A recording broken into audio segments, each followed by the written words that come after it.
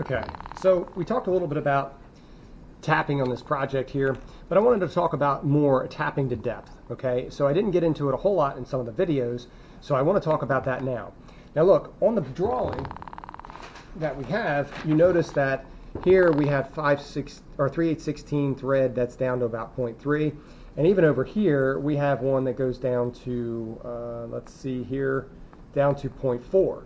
Now, an appropriate way, or a way to be able to do this is, if I know that I need to go down by 0.3, okay, I can actually go to the first good thread that I have here, all right, on my tap, all right, so I can measure that there, and I can actually make a mark. Now, you'll notice there's a mark on that part right there, and that's completely acceptable to get the depth.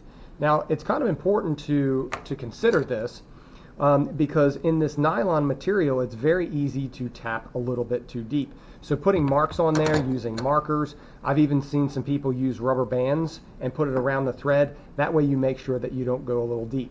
Now, if you're talking about a steel material or even aluminum material, usually you're not going to be able to tap too deep with those things, especially if your hole bottoms out or if you end up with like a soft material and it necks down some. But when it comes to nylon, it's going to be very easy to overshoot that. So marking your tap with either some kind of a marker, even tape is good, so you could actually wrap tape around the depth that you want so that you can run right up to that, are all good methods for doing it. And again, it doesn't have to just be this bottoming tap here. It can also be your taper tap. And again, you would probably measure from not necessarily the good thread, but where the taper really starts coming in, which is right about here.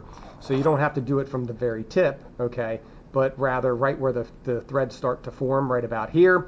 Measure from there up to whatever depth that you want. Mark that tap, okay, and then when you run down to that point. And again, this is the bottoming tap or the cleanup, and it's going to go down and form those extra threads. All right, so again, a semi-accurate way to do that, and that's always a good practice to make sure that you know how far you're going and